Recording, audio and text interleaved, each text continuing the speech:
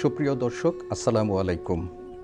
বাংলাদেশ টেলিভিশনের বিশেষ আলোচনা অনুষ্ঠানে আপনাদের সবাইকে স্বাগত জানাচ্ছি। কিছু দিন থাকে যা কেবল ক্যালেন্ডারের পাতায় নয়, মানুষের হৃদয়ে রক্তের অক্ষরে লেখা থাকে। ২০ জানুয়ারি আমাদের জাতীয় ইতিহাসের এমনই একটি দিন। ২০ জানুয়ারি বাংলাদেশের মানুষ যথাযথ সম্মানের সাথে পালন করে শহীদ আসাদ দিবস। শহীদ আসাদ দিবস কেবল একটি সুখের দিন নয়, বরং এটি একটি অপার গৌরবের দিন। নীরবতার নয়, এবং একই সাথে বজ্রনীনাদের মতো উচ্চকণ্ঠের দিন। আজ শহীদ আসাদ দিবস। আমরা আলোচনার শুরুতেই গভীর শ্রদ্ধার সাথে স্মরণ করছি ৬৯-এর মহান বীর শহীদ আসাদুজ্জামান আসাদকে। সুপ্রিয় দর্শক, ১৯৬৯ সালের আইয়ুব খানের স্বৈরশাসনের বিরুদ্ধে গণতন্ত্র প্রতিষ্ঠার লক্ষ্যে ঢাকার রাজপথে নেমে এসেছিলেন একদল তরুণ শিক্ষার্থী। ঢাকা বিশ্ববিদ্যালয় ইতিহাস বিভাগের এম.এ শ্রেণীর ছাত্র এবং তৎকালীন পূর্ব বাংলা ছাত্র ইউনিয়নের অন্যতম নেতা শহীদ আসাদুজ্জামান ছিলেন তাদের অন্যতম।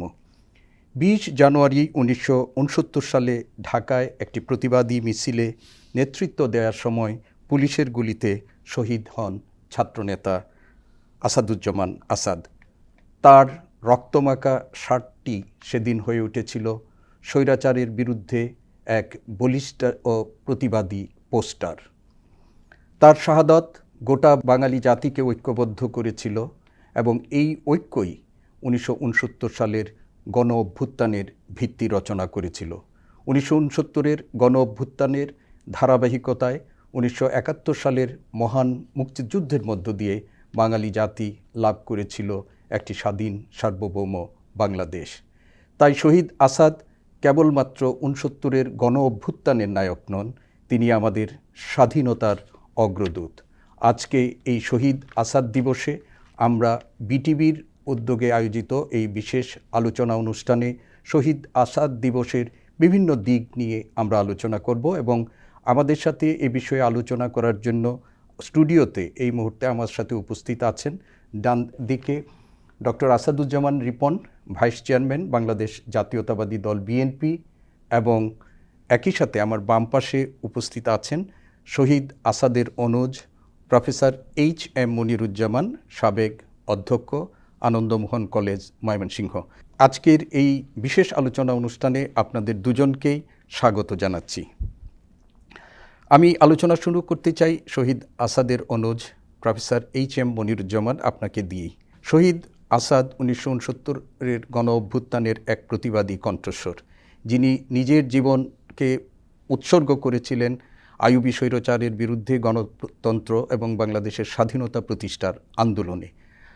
তার একজন অনুজ হিসাবে ব্যক্তি আসাদকে, একজন রাজনৈতিক নেতৃত্ব আসাদকে আপনি কিভাবে মূল্যায়ন করবেন?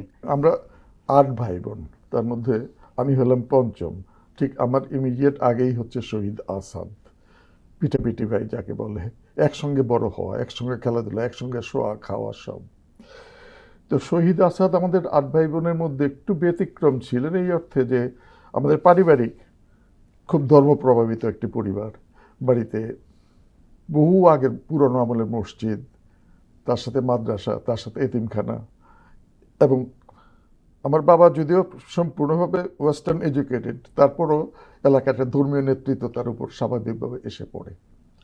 ফলে পারিবারিক ধর্মীয় ঐতিহ্যের কারণে আসাদ খুব ছোটোবেলা থেকেই খুব ধার্মিক স্বভাবের।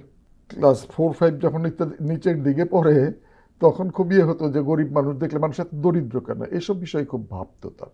ফলে হয়েছে কি, আপনার যখনই কোনো গরিব মানুষ খুব দারিদ্র্য দেখতো, কষ্ট পেত, এবং সাথে সাথে সাথে আল্লাহর কাছে প্রার্থনা করতো, ভাবতো যে আল্লাহই তো সব দিতে পারে। এই অবস্থা যখন ছিল অনেকদিন পর্যন্ত, তারপরে আস্তে আস্তে হলো কি 7, 8, 9 পড়ার সময় মোটামুটিভাবে পলিটিক্যাল লিটারেচার অনেক কিছু সেগুলি পরিচিত হন, পড়েন। সাথে সাথে নিজের মধ্যে এক ধরনের কন্ট্রাডিকশনও চলে আসে যে মানুষ শোষিত, দরিদ্র, সেটা শুধুমাত্র আল্লাহর জন্য না, আল্লাহ মানুষকে দরিদ্র করে সৃষ্টি করেছে একমাত্র বিষয় সমাজেরও তা দায় নয়, আছে। সেটি সমাজে দায়ী। মনুষ্য এই সৃষ্টি। বিষয়গুলি তখন যখন বুঝতে শুরু করলেন, পলিটিক্যাল লিটারেচার পড়া ইত্যাদি, তখনই সেই তখনকার সময়ে যেটি বামপন্থা রাজনীতি। তিনি কি এমসি কলেজে পড়ার সময় কি এমসি কলেজে পড়ার সময় তার ওরিয়েন্টেশনটা তার অনেক আগেই হয়েছে, 9-10-এ পড়ার সময়। আজকের থেকে তো এখনকার সচেতনতার লেভেলটা আমি ঠিক জানি না, কিন্তু আগে যেটি হয়েছিল একটু বোধ হয়, আমি জানি একটু বেশিই হবে বোধ হয়। কারণ তার কাছে আমি তার 2 বছর নিচে পড়তাম, আমি দেখতাম যে তার কাছে আপনার অনেক ওই মার্কসিস্ট লিটারেচার, চীনের বইপত্র ওই সময়ই তার কাছে দেখতাম। তো ফলে হলো যেটা বললাম যে ধর্মপ্রবাহিত কমিউনিস্ট রাজনীতি ইত্যাদি করবে, বাড়িতে কিছু ভীতি তো ছিলই।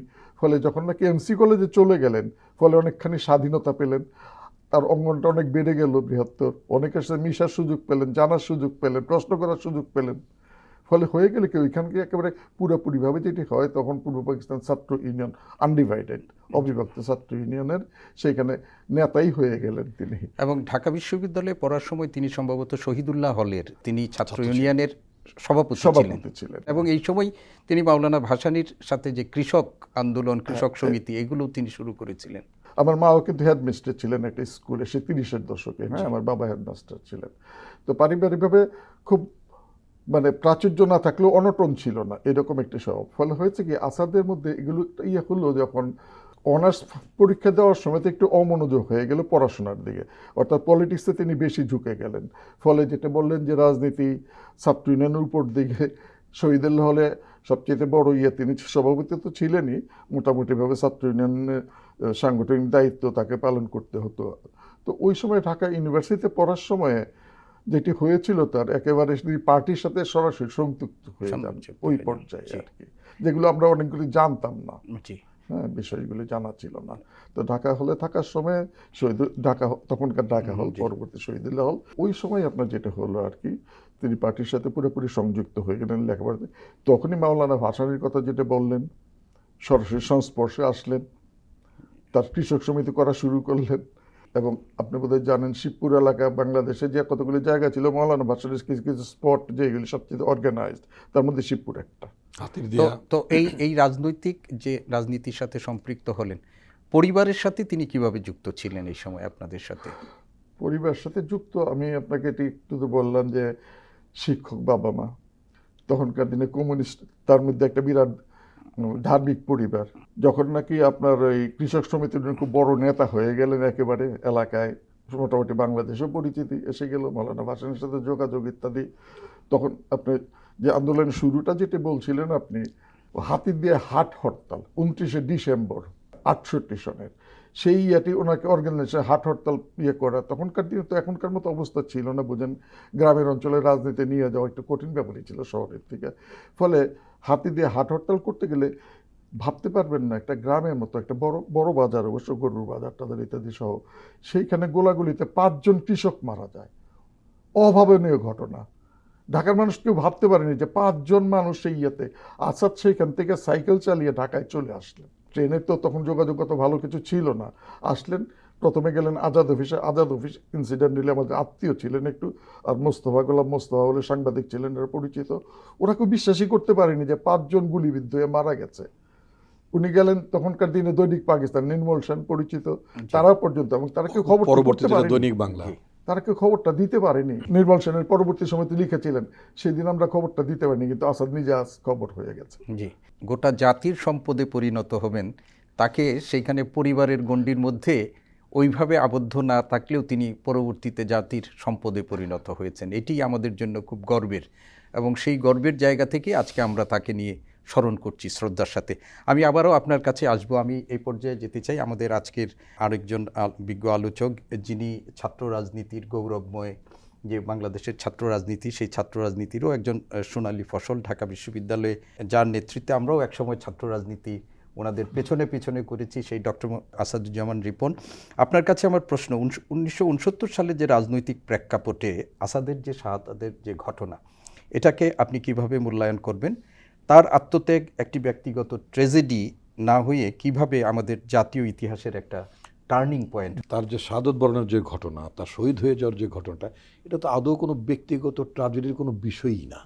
সচেতনভাবেই ছাত্র রাজনীতি করতেন। এবং তিনি সচেতনভাবেই বাংলাদেশের সমাজ বদলের যে আন্দোলনটা, মানুষের ভাগ্য উন্নয়নের যে আন্দোলনটা, এটা তিনি খুব সক্রিয়ভাবে নেতৃত্ব দিয়েছেন, সচেতনভাবে, খুবই সচেতনভাবে, খুব এতে কোনো তো সন্দেহ নেই। এবং তিনি বিশ্ববিদ্যালয়ের মতো প্রতিষ্ঠানে, সেখানে শহীদুল্লাহ হলের মতো একটি বড় হল, যেটা সাবেক ঢাকা হল, ওই মানে মানে আমরা যেটা বিজ্ঞান সায়েন্স ফ্যাকাল্টির কথা যেটা বলি, বিজ্ঞান অনুষদের মধ্যে অন্যতম মানে প্রধান হল শহীদুল্লাহ হল। তো সেই হলে এটি সংগঠনের এবং তখনকার সময় খুব dominating student organisation, the then Pakistan students union, একটা ডোমিনেটিং স্টুডেন্ট অর্গানাইজেশন। এবং সেই অর্গানাইজেশনটির একটি প্রধানতম হলের, আবাসিক হলের যিনি নেতা হন, তাকে সাংগঠনিকভাবে অনেক মানে তৎপর থাকতে, অনেক সক্রিয় থাকতে হয়। এবং উনি যে রাজনীতিটি করতেন, যে বামপন্থা রাজনীতি করতেন, বামপন্থা রাজনীতিটা তো আমরা তো এখন অন্যভাবেই বলি, অর্থাৎ সোজা কথা, তিনি সমাজতন্ত্র কায়েমের লক্ষ্যেই তিনি ধ্যানে, মগজে, মননে রেখেছিলেন। যেটা যদি আরও আমরা যদি ঠিক কমিউনিস্ট না বলি, যে কারণ তিনি যে সংগঠনটি করতেন পূর্ব পাকিস্তান ছাত্র ইউনিয়ন, তখনকার সময় এটা তো মানে এখনকার মতো অভিভাবক সংগঠন না, বলা যেতে পারে ভাতৃপ্রতিম আপনার সংগঠন, ন্যাশনাল আওয়ামী পার্টি মৌলানা ভাসানীর নেতৃত্বাধীন ন্যাপ। তো সেই হিসেবে তো অফকোর্স একটা সোশ্যালিস্ট আইডিয়া তো ছিল। অ্যাট দ্য সেম টাইম ওই জোহরান মামদানি যেমন বলতেন, আই অ্যাম এ সোশ্যালিস্ট, ভাবনা চিন্তায় তিনি একজন সোশ্যালিস্টও, তিনি একজন সমাজবাদী মানুষ। তো আমি যে কথাটি বলতে চাই, বাংলাদেশে আজকের যে ফাউন্ডেশন, এই ফাউন্ডেশনটা তো আমরা আসলে ওই ঠিক 1947-এর মতো একটা চুক্তির মধ্য দিয়ে তো আমরা আমাদের দেশটা অর্জন করি। দীর্ঘ মুক্তিযুদ্ধ, দীর্ঘ রক্তক্ষয়, অনেক মানুষের জীবনদান, তার বিনিময়ে কিন্তু আমরা উই গট আওয়ার ইন্ডিপেন্ডেন্স। এই যে আমরা আমাদের স্বাধীনতাটা পেলাম, সেই স্বাধীনতার ভিত্তিটা ছিল ইনফ্যাক্ট 69-এর গণঅভ্যুত্থান। আমরা যে আজকে গণঅভ্যুত্থানের বিষয়গুলো আলোচনা করি, 24-এর গণঅভ্যুত্থানের কথা বলি, আমরা 90-এর গণঅভ্যুত্থানের কথা বলি, আমরা 75 সালের 7ই নভেম্বরের সিপাহী জনতার গণঅভ্যুত্থানের কথা বলি, বাংলাদেশে স্বাধীন বাংলাদেশের অ্যাটলিস্ট 3টা গণঅভ্যুত্থান সংগঠিত হয়েছে। 69 যে গণঅভ্যুত্থানটা 20শে জানুয়ারিতে শহীদ আসাদের আপনার মানে শাহাদত বরণের ঘটনাটা এমনভাবে স্পার্ক করলো, এটা আপনি তো নিশ্চয়ই জানেন। এখন যেটা আমরা মোহাম্মদপুরের দিকে যেতে গেলে যে আসাদ গেট যেটা বলি, once it was Ayub gate. ছাত্ররা বিক্ষুব্ধ যখন তারা শুনলো যে আসাদ শহীদ হয়েছেন, পাক বাহিনীর হাতে তিনি নির্মমভাবে তিনি শহীদ হয়েছেন, এই ঘটনার পরে বিক্ষুব্ধ ছাত্র সমাজ, জনগণ ধেয়ে যায় আইয়ুব গেট ভাঙতে। ওর ছিল একটা প্রতীকী আক্রমণ, কিন্তু যে আইয়ুবের কোনো চিহ্নই দেশে রাখবো না। এই ছেলেরাই তখনকার তারা ওটার নাম ফলকে বলে, এটাকে স্বাধীনতার পরে না, কিন্তু তারাই এটা নামাঙ্কিত, ওই দিনই তারা 21 তারিখের মধ্যে নামাঙ্কিত করলেন যে এটা হচ্ছে Asad gate, no more Ayub gate. এই যে আইয়ুব খানের নামকে রিপ্লেস করলো শহীদ আসাদের নাম, এবং এরপর থেকে 21, 22, 23 3 দিন তো মানে হরতাল, ব্যাপক আন্দোলন, বিক্ষোভ, সরকার পুরোপুরি ফেল কলাপস, একেবারে এবং আপনার এই যে আপনার মানে এবং ছাত্র তখন 11 দফা আন্দোলন নিয়ে তখন 11 দফা আন্দোলন নিয়ে তারা ছাত্র সমাজে 11 দফা আন্দোলন নিয়ে তারা নামছিলেন। এরপরে তৎকালীন প্রধান আওয়ামী লীগ তারা তাদের সাথে 6 দফা যুক্ত, 6 দফা কিন্তু নট বিফোর 11 দফা। আপনি যেটা বলছিলেন যে সেটা হলো যে আইয়ুবের নাম সব রিপ্লেস হয়ে গেল, শুধু তো তাই নয়, তার এই শাহাদাতের ঘটনা মধ্য দিয়ে আইয়ুবের যে এক দশকের শাসন, আমি ব্যক্তি মানে এক দশকের যে স্বৈর শাসন, ব্যক্তি আইয়ুবের নামের রিপ্লেসমেন্টের কথা আমি বলতে চাই না, আমি বলতে আইয়ুবীয় যে শাসন, যে পাকিস্তানে তার যে ডিক্টেটোরিয়াল রুল, তার তথাকথিত উন্নয়নের যে মানে উন্নয়নের মোড়ক, এইটা এই উন্নয়ন, আমি এটাকে উন্নয়নের মোড়ক বলি।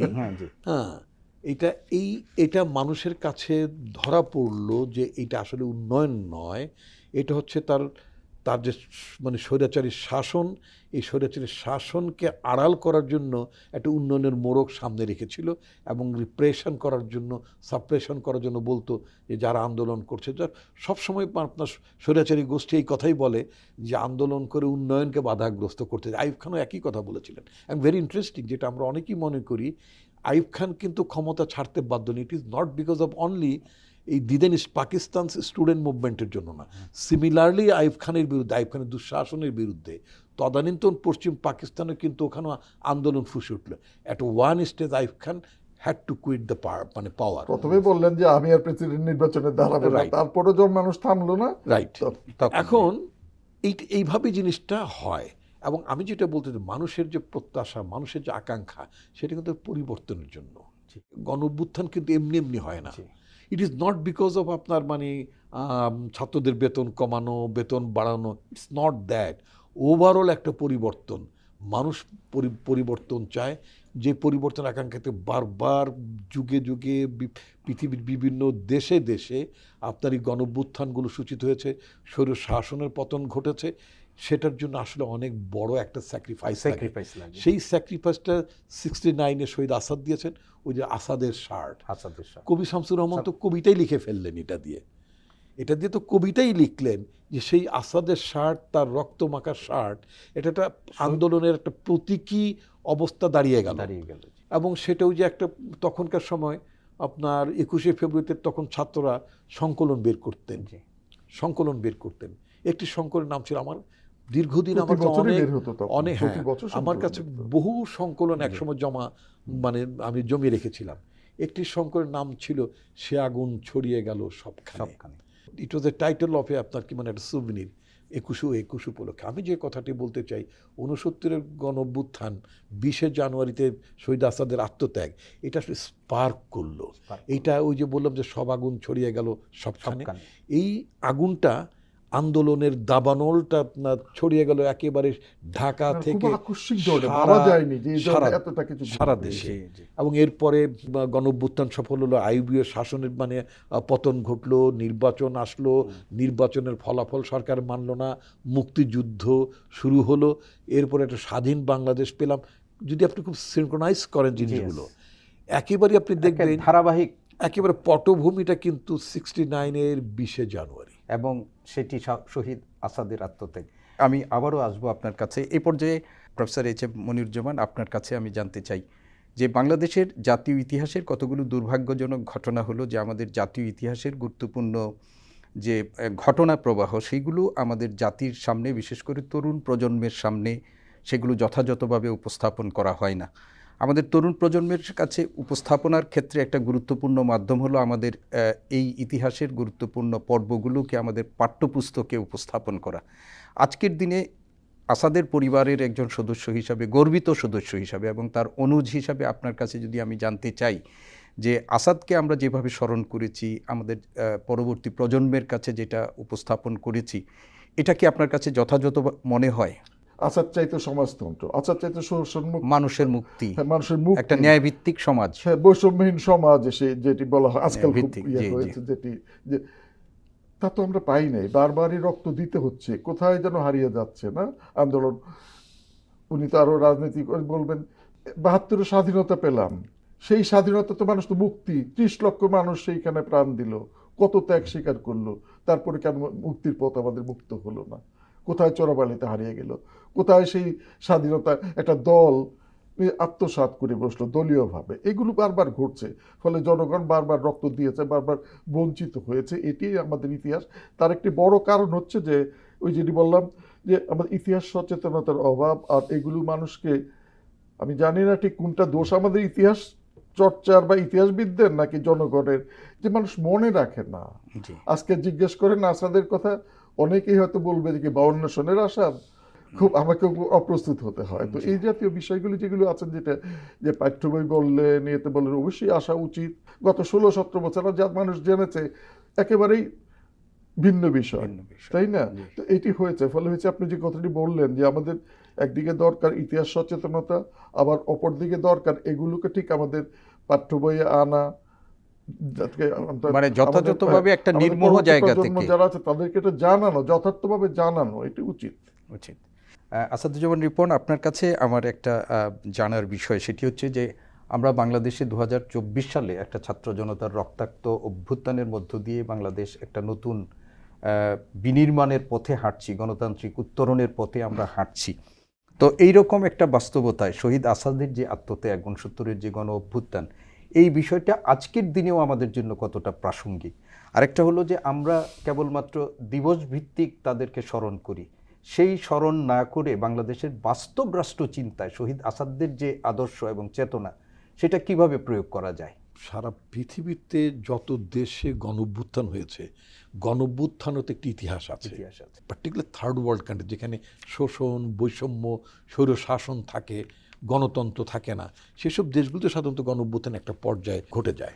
এখন 69 যে গণঅভ্যুত্থানটা, এটা সারা পৃথিবীর গণঅভ্যুত্থান ইতিহাসে অন্যতম মাইল ফলক হিসেবে কিন্তু চিহ্নিত হয়ে আছে।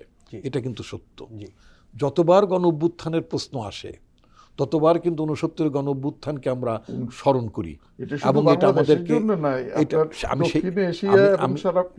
সেই কথাটি বলছি আমি। তো এটা কিন্তু সোর্স অফ ইন্সপিরেশন। আমি যদি এইভাবে বলি যে অনেকের নামে হয়তো হল আছে, কিন্তু তিনি কে ছিলেন, অনেকের নামে কলেজ আছে, ভেরি ইন্টারেস্টিং। তিনি কে ছিলেন এই ইতিহাসটা মানে ছেলেমেয়েরা জানতে চায় না। এটাও কিন্তু আমাদের ইতিহাস সম্পর্কে অনাগ্রহ ব্যাপারটা ফ্যাক্টর হিসেবে কাজ করে। শহীদ আসাদ যে কলেজে পড়তেন, এমসি কলেজ, বাংলাদেশের মুরারি চাঁদ কলেজ বলে, এই মুরারি চাঁদ যে কলেজের প্রতিষ্ঠাতা, অথবা মুরারি চাঁদের নামেই কলেজটা হয়েছিল, এই মুরারি চাঁদটা কে সেটা হয়তো মানে অনেকেই জানার আগ্রহ বোধ করে না। আমার বক্তব্যটা অন্য জায়গায়। হয়তো শহীদুল্লাহ হলের নাম শহীদ আসাদ হল হতে পারতো, যেহেতু তিনি ঢাকা বিশ্ববিদ্যালয়ের ছাত্র ছিলেন, খুব ন্যায়সঙ্গতভাবেই ঢাকা বিশ্ববিদ্যালয়ের একটি হল তার নামে হওয়া খুবই স্বাভাবিক ছিল। 91 সালে মনে হয় ওই যে আমাদের যে মেডিকেল কলেজ যে ইমার্জেন্সিতে এখানে ওনার একটা স্মৃতিস্তম্ভ করা হয়েছিল। না, সেটা ঠিক আছে, ওটা অনেক খুবই মাইনর, এবং এটি মানুষ খুব জানেও না, খুবই মাইনর। একটা বিশ্ববিদ্যালয় হল হতে পারতো। নাম্বার 2, তিনি যে বিভাগের ছাত্র ছিলেন সেই বিভাগের যে কোনো প্রতিষ্ঠান কার্যক্রম তার নামে হতে পারতো, এটা হতে পারতো। আমার বক্তব্য শুধু নামকরণের মধ্যেই সীমাবদ্ধ নয়, তিনি তো একটা আইডিয়ালস হোল্ড করতেন, একটা আদর্শ ধারণ করতেন। সেই আদর্শ, ওই যে আপনি যেটা শুরুতে যেটা বলেছিলেন যে এটা কোনো ব্যক্তির ট্র্যাজেডির বিষয় না। উনি রাস্তাঘাটে হাঁটতে যে হঠাৎ করেও তিনি হোঁচট খেয়ে পড়ে তিনি মারা যাননি, অথবা তিনি রাস্তায় দিয়ে হেঁটে যাচ্ছিলেন, তারপর হঠাৎ করে পথচারী গুলিবিদ্ধ হওয়ার ঘটনার মতো তো ঘটনা নেই। তিনি একজন নেতা ছিলেন, তিনি আন্দোলনকে সংগঠিত করছিলেন, তিনি প্রতিবাদ করছিলেন, নেতৃত্ব দিচ্ছিলেন, এবং তিনি একেবারেই যেটা উনি বললেন একেবারে টার্গেটেড কিলিং হিসেবে, এবং ওই সময় একদম ওই সময় এত বড় মাপের নেতা হত্যাকাণ্ডের শিকার হন, এটা কিন্তু একটা বিরল ব্যাপার ছিল। এখন আমি যে কথাটি বলতে চাই, that is not enough to establish a hall or a college or like that, তা না।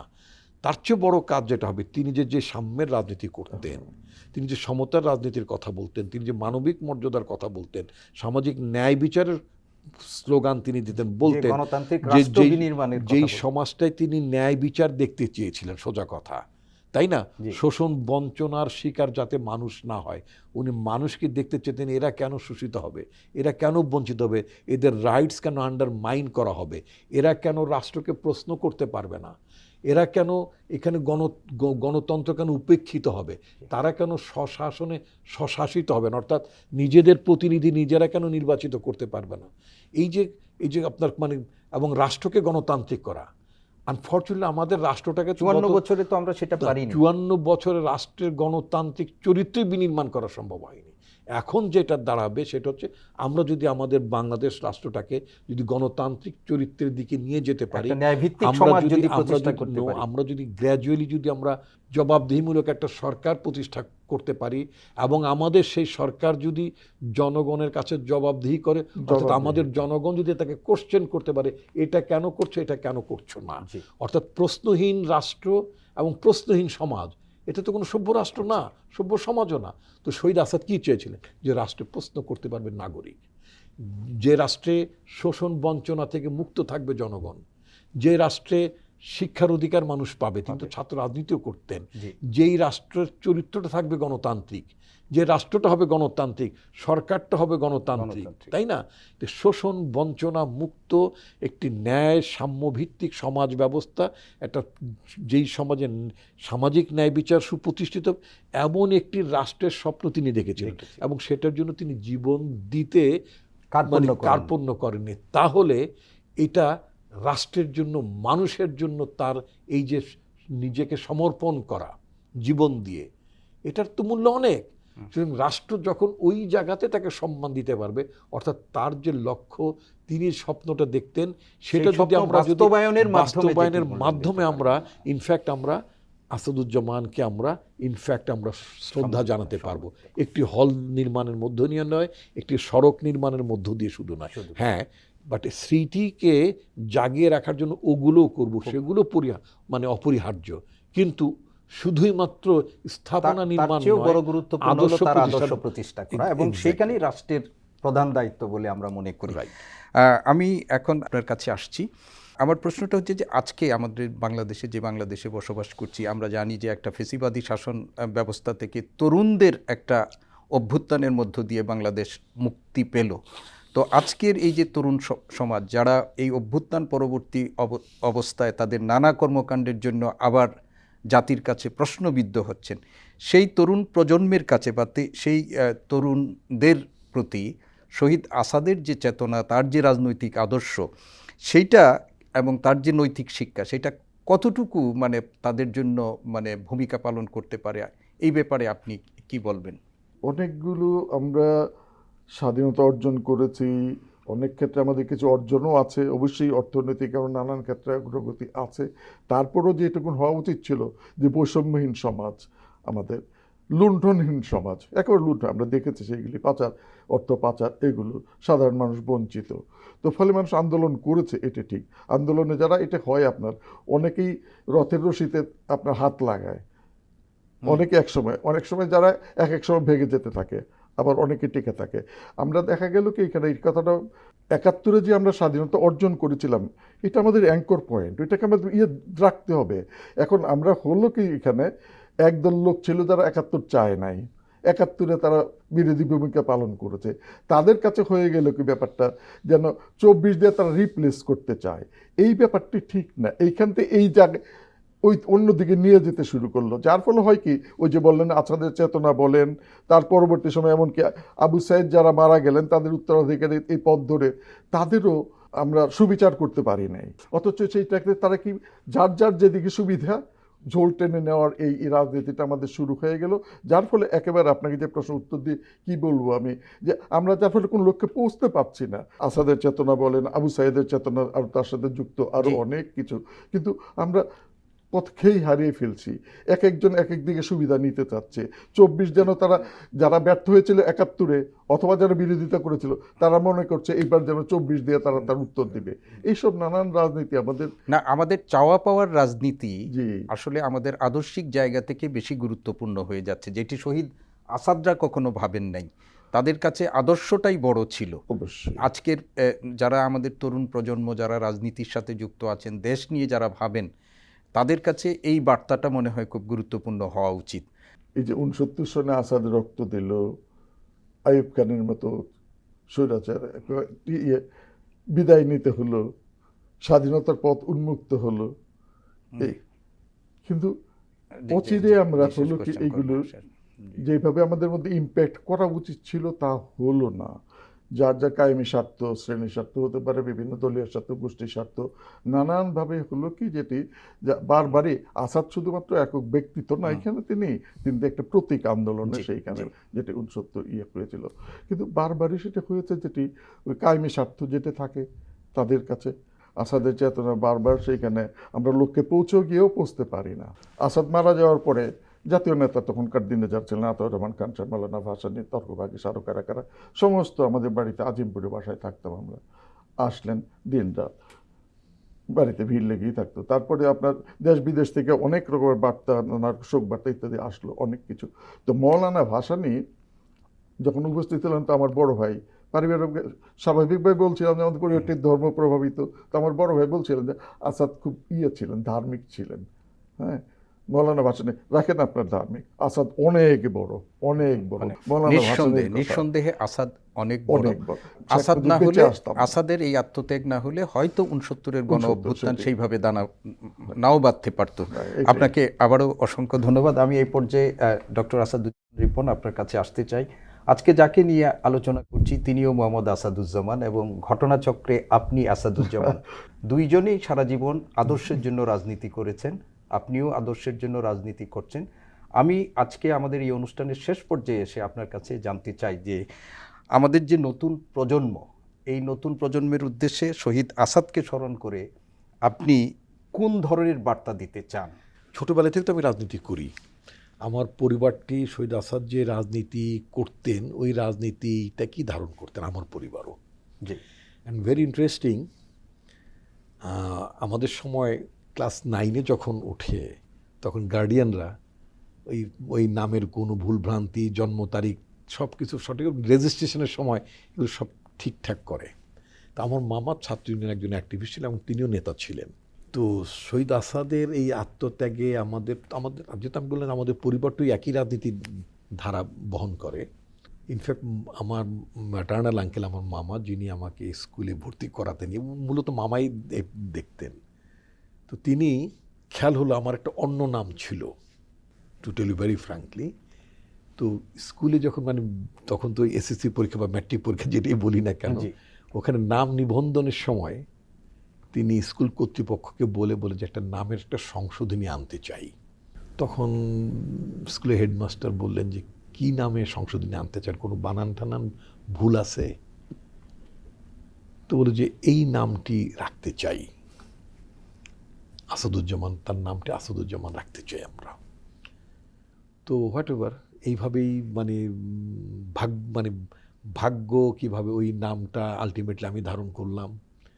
এবং আমি সেই স্কুল জীবন থেকে রাজনীতিতেও মানে সেই মানে সোশ্যালিস্ট রাজনীতির ধারার মধ্যে আমিও যুক্ত হয়ে গেলাম, যেহেতু আমার পরিবার ওই রাজনীতির ধারাতেই ছিল। তার পরবর্তীতে সেই ধারাই চলছে, কোনো সন্দেহ নেই। সমাজের একটা পরিবর্তন দরকার, যে কথাগুলো বলছিলাম, রাষ্ট্র ব্যবস্থার একটা পরিবর্তন দরকার, যেটা এখনকার ছেলেরা বলে কিন্তু পথটা দেখাতে পারে না, যেটা বলে পুরনো বন্দোবস্ত, ওল্ড সেটেলমেন্ট। ওল্ড সেটেলমেন্টটা কি? ওল্ড সেটেলমেন্টটা হচ্ছে আপনি লুটপাট করবেন। ওল্ড সেটেলমেন্ট হচ্ছে আপনি ভোটের জনগণের কাছে যাবেন না। ওল্ড সেটেলমেন্ট হচ্ছে আপনি গণতন্ত্র প্র্যাকটিস করবেন না, কোন জীবনের কোনো পর্যায়ে না, সংগঠনেও না। ওল্ড সেটেলমেন্ট হচ্ছে আপনি গায়ের জোরে ক্ষমতায় থাকতে চাবেন। ওল্ড সেটেলমেন্ট হচ্ছে আপনি স্বৈরাচারী পন্থায় ক্ষমতাকে আঁকড়ে ধরে রাখতে চাবেন। ওল্ড সেটেলমেন্ট হচ্ছে আপনার দুঃশাসনকে যারা বিরোধিতা করবে সেটাকে আপনি দমানোর জন্য আপনি দমননীতি, জুলুমের আশ্রয় নেবেন, খুন করবেন, গুম করবেন ইত্যাদি, যেগুলো আমরা দেখে আসছি। That is old settlement. এই ওল্ড সেটেলমেন্টটা, এটা যুগে যুগে বিভিন্ন সময়টা থাকে। এই ওল্ড সেটেলমেন্টটা ভাঙার জন্য একটা নিউ সেটেলমেন্ট, যেটা আমাদের ছেলেরা বলতো নয়া রাজনৈতিক বন্দোবস্ত। এই নয়া রাজনৈতিক বন্দোবস্তের আওয়াজটা 2024 সালে প্রথম উত্থাপিত হয়নি। এই নয়া রাজনৈতিক বন্দোবস্তের আওয়াজটা 69 সালে উত্থাপিত হয়েছে। এই নয়া রাজনৈতিক বন্দোবস্তের আওয়াজটা 52 সালে উত্থাপিত হয়েছে। নয়া রাজনৈতিক বন্দোবস্তের আওয়াজটা 62 সালে উত্থাপিত হয়েছে বিভিন্নভাবে, কখনো ভাষার আন্দোলনের মধ্য দিয়ে, কখনো শিক্ষা কমিশনের বিরুদ্ধে আন্দোলনের মধ্য দিয়ে, কখনো আপনার স্বাধিকার প্রতিষ্ঠার আন্দোলন, কখনো গণঅভ্যুত্থানের মধ্যে, নানা জায়গায় নানা ফেজে আকাঙ্ক্ষাটা ছিল নয়া রাজনৈতিক বন্দোবস্ত। এবং আনফর্চুনেটলি এই নয়া রাজনৈতিক বন্দোবস্ত, নিউ পলিটিক্যাল সেটেলমেন্টটা, এটা আমরা 72 সাল থেকে শুরু করে অদ্যাবধি আমরা এটা প্রতিষ্ঠার একটা লড়াইয়ের মধ্যে আমরা আছি বটে, কিন্তু আমরা এই নয়া রাজনৈতিক বন্দোবস্তটা, সেটা হচ্ছে যে সামাজিক ন্যায় বিচার প্রতিষ্ঠার যে রাজনীতি, যেটা সাম্য প্রতিষ্ঠার যে রাজনীতি, এই ব্যবস্থাগুলো আমরা একটা গণতান্ত্রিক মানে রাষ্ট্র ব্যবস্থা, একটা গণতান্ত্রিক রাষ্ট্র নির্মাণের যে আকাঙ্ক্ষা, সেই জায়গাটা শুধু আমরা আকাঙ্ক্ষাই মানে করে যাচ্ছি, জীবন দিচ্ছি, ত্যাগ স্বীকার করছি, জেলে যাচ্ছি। মানে আমাদের জীবনটা তো, আমাদের মতো তো জেল জুলুম এগুলো তো হয়রানি ছিল। আমাদের জীবনটাতে এই সময়গুলো যদি বাদ দেন, তাহলে আমরা স্বাভাবিক জীবন কতটা বছর, একজন পলিটিক্যাল অ্যাক্টিভিস্ট হিসেবে আমি কতটা বছর পেয়েছি, খুব খুব কম। কিন্তু আমার লক্ষ্য তো তাই ছিল, তাই না? সে লক্ষ্য তো বাস্তবায়ন করতে পারিনি আমরা এখন পর্যন্ত, কিন্তু সে লক্ষ্য বাস্তবায়নের যে নিরন্তর যে সংগ্রামটা, এটা অনেকটা রিলে রেসের মতো। ওই শহীদ আসাদ একটা জায়গায় শেষ করে গেছেন, আকাঙ্ক্ষাটা সেই প্রদীপের আলোর মতো জাগিয়ে রেখে গেছেন। এর পরের জেনারেশন তারাও এটা ধারণ করেছে, তারা সেই লড়াইটা জারি রেখেছে। তারপরে তাদের পরবর্তী জেনারেশন, তারা সেই লড়াইটা, এই যখন যদি 24-এর গণঅভ্যুত্থানে যারা ফ্রন্ট রানার, যারা সম্মুখ সারিতে ছিলেন, তারাও তো তাদের ত্যাগ সেটা এবং তাদের সাহস এটাকে তো আপনি আন্ডারমাইন করি না আমরা। জি, জি। কিন্তু এটা চলবে। আমি যে কথাটি রিসেন্ট বলছি সেটা হচ্ছে একজন রাজনৈতিক কর্মী হিসেবে আমার রিয়ালাইজেশন, আমার অনুধাবন, আমার উপলব্ধি সেটা হচ্ছে কখন কোনো বিপ্লব বা অভ্যুত্থানের স্বপ্ন, সমাজ বদলের যে স্বপ্ন, যে আকাঙ্ক্ষা, এটা যতক্ষণ পর্যন্ত পূর্ণ না হবে অথবা মাঝপথে বা কোনো জায়গায় এটা থমকে যাবে, আটকে যাবে অথবা রাস্তা হারিয়ে বিচ্যুতির জায়গায় চলে যাবে, ওটা বারবার কিন্তু এটাকে ট্র্যাকে আনার জন্য there will be people, yes, মানুষ থাকবে, ছাত্ররা থাকবে, যুবকরা থাকবে।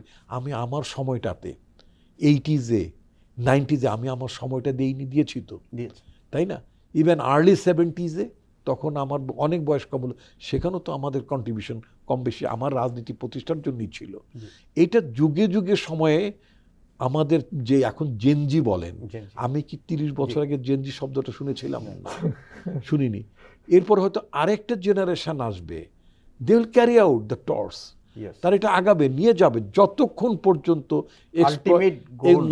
এক্সপ্লয়টেশন ফ্রি সোসাইটি যতক্ষণ পর্যন্ত না হবে, যতক্ষণ পর্যন্ত শোষণ মুক্ত ব্যবস্থাটা যতক্ষণ পর্যন্ত প্রতিষ্ঠিত না হবে, যতক্ষণ পর্যন্ত, দেখেন না, আমাকে অনেকে বলে এই ছেলেদের আকাঙ্ক্ষা তো ছেলেরা দেয়ালে লিখে দিয়েছে। আমাদের ছেলেমেয়েরা 24-এর গণঅভ্যুত্থানের সময় দেয়ালে দেয়ালে যে গ্রাফিতিগুলো এঁকেছে, তার মধ্যে কি তাদের আকাঙ্ক্ষাগুলো তারা লেখেনি? অবশ্যই। তারা সেখানে যেমন একটি গ্রাফিতির লেখার কথা যদি আমি বলেছে, আমি খুব মনোযোগ সহকারে দেখলাম, সেটা লেখা আছে, শোনো মহাজন, আমরা কিন্তু বহুজন। শোনো মহাজন, আমরা কিন্তু বহুজন। এই আওয়াজটা কি আপনি ছোট করে দেখেন? অবশ্যই না। এটা ছোট করে দেখার বিষয়। বারবার রাষ্ট্রকে যারা নিজেদের মহাজনী ব্যবস্থার মধ্যে নিয়ে যেতে চাবে, সরকারের যখন কেউ মহাজনী ব্যবস্থা কায়েম করবে, নিজেকে মহাজন ভাববে এবং জনগণকে প্রজা ভাববে, তুচ্ছ তাচ্ছিল্য করবে, বারবার জনগণ বিভিন্ন সময় জানিয়ে দেবে, শোনো মহাজন, আমরা কিন্তু বহুজন। আসলে শহীদ আসাদের উপর যে আমাদের আলোচনা, এই আলোচনা আমরা আরও দীর্ঘ সময় যদি আলোচনা করতে পারতাম, কিন্তু আমাদের কিছু সময়ের সীমাবদ্ধতা আছে। সেই সীমাবদ্ধতাকে স্মরণে রেখেই আমরা আমাদের এই আজকের যে আলোচনা শেষ করতে যাচ্ছি। শেষ করার আগে আপনাদের দুজনকেও অসংখ্য ধন্যবাদ জানাচ্ছি। সম্মানিত দর্শক, কিছু মানুষের মৃত্যু হলেও তারা বেঁচে থাকেন ইতিহাসের পাতায়, সংগ্রামী চেতনায় এবং অন্যায় ও বিচার, অগণতান্ত্রিক শক্তির বিরুদ্ধে প্রতিটি প্রতিবাদেই কণ্ঠে। শহীদ আসাদ তেমনি এক ব্যক্তি। আজকের এই দিনে তার প্রতি আবারও গভীর শ্রদ্ধা জানাই এবং তার আত্মার মাগফিরাত কামনা করি। আসুন আমরা অঙ্গীকার করি তার আত্মত্যাগ যেন কেবল একদিনের আনুষ্ঠানিক স্মরণে, স্মৃতিচারণে সীমাবদ্ধ না থাকে। একটি ন্যায়ভিত্তিক, শোষণমুক্ত সমাজ ও গণতান্ত্রিক রাষ্ট্র বিনির্মাণে আসাদের আদর্শের প্রতিফলন ঘটুক, এই হোক আমাদের আজকের দিনের মূল অঙ্গীকার। এই প্রত্যাশা রেখে সবাইকে আবারও শুভেচ্ছা জানিয়ে বাংলাদেশ টেলিভিশন কর্তৃক আয়োজিত শহীদ আসাদ দিবসের এই বিশেষ আলোচনা অনুষ্ঠান এখানেই শেষ করছি। সবাই ভালো থাকুন, সুস্থ থাকুন, বাংলাদেশ টেলিভিশনের সাথে থাকুন। ধন্যবাদ সবাইকে।